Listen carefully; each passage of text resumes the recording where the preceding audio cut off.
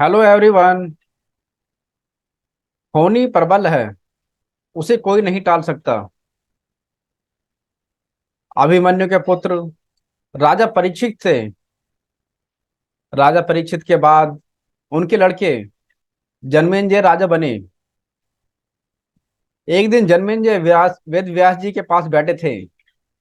बातों बातों में जन्मेंजय ने कुछ नाराजगी से वेद व्यास जी से कहा कि जहां आप समर्थ थे, भगवान श्री कृष्ण थे, भीष्म पितामह, गुरु द्रोणाचार्य, कुलगुरु कृपाचार्य, धर्मराज युधिष्ठिर जैसे महान लोग उपस्थित थे, फिर भी आप महाभारत के युद्ध को होने से नहीं रोक पाए और देखते देखते अपार जन धन्य की हानि हो गई।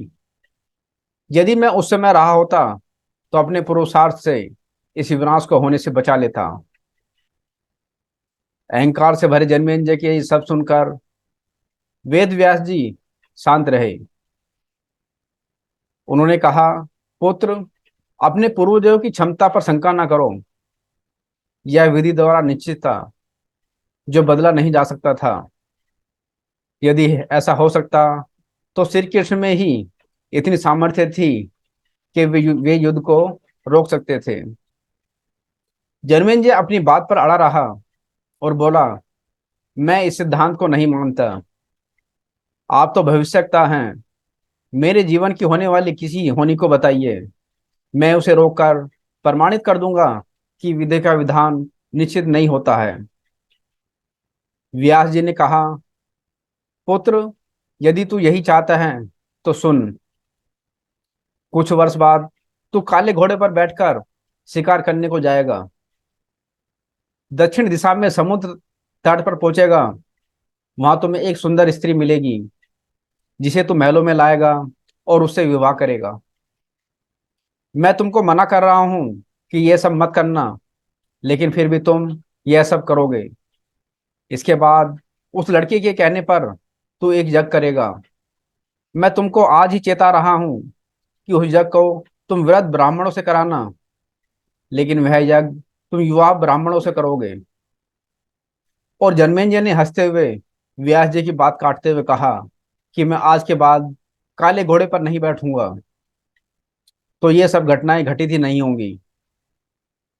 व्यास जी ने कहा, ये सब होगा, और अभी आगे की सुन। उस जगह में भी एक ऐसी ही घटना घटित होगी।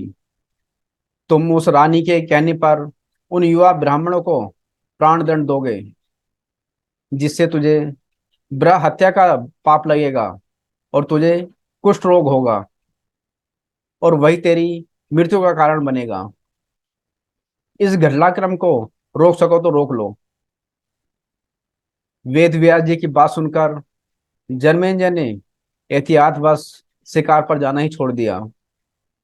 परंतु जब होनी का समय आया तो उसे शिकार पर जाने की इच्छा हुई।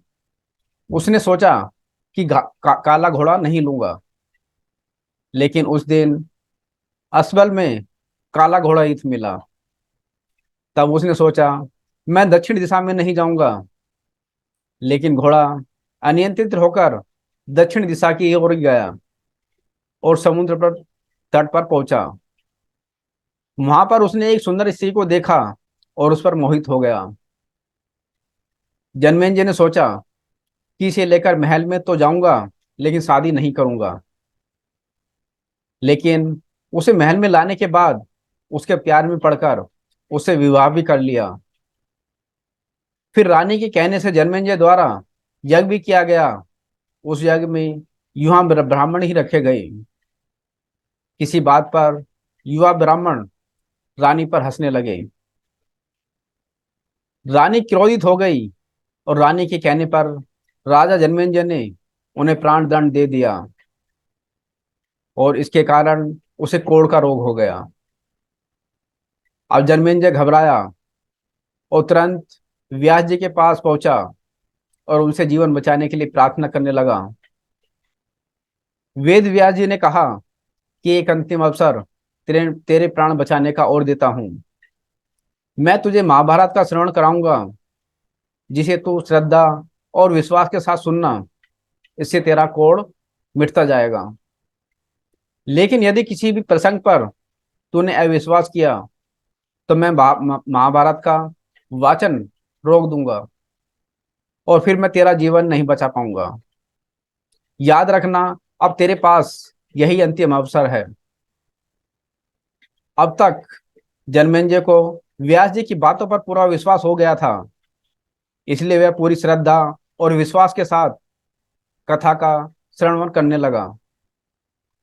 लेकिन व्यास जी ने जब भीम के बल के प्रसंग सुनाए, जिसमें भीम ने हाथियों को सूंडों से पकड़कर उन्हें अंतरिक्ष में उछाला, वे हाथी आज भी अंतरिक्ष में ही घूम रहे हैं, तब जन्मेजय अपने आप को नहीं रोक सका और बोल उठा कि यह कैसे संभव है। यह तो केवल एक गप लगती है, झूठ लगता है। व्यास जी ने महाभारत की कथा को रोक दिया और कहा कि पुत्र, मैंने तुम्हें कितना समझाया कि अविश्वास मत करना, लेकिन तुम अपने स्वभाव को नियंत्रित नहीं कर पाए, क्योंकि यह होनी द्वारा निश्चित था। फिर व्यास जी ने मंत्र शक्ति से आह्वान किया और वे हाथी पृथ्वी की आकर्षण शक्ति में आकर नीचे गिरने लगे। तब व्यास जी ने कहा, यह मेरी बात का प्रमाण है। जितनी मात्रा में जन्मेजय ने श्रद्धा विश्वास से कथा को सुना था, उतनी मात्रा में वह उस कुष्ठ रोग से मुक्त हो गया। लेकिन एक बिंदु फिर भी रह गया और वही बिंदु उसकी मृत्यु का कारण बना। हमारे जीवन का नाटक परमात्मा के द्वारा लिखा गया है, इसलिए होता वही है जो प्रभु चाहते हैं। कर्म हमारे हाथ में है, लेकिन उसका फल विधि के हाथों में ही है। धन्यवाद दोस्तों। इसी तरह की और वीडियो के लिए लाइक और सब्सक्राइब करें।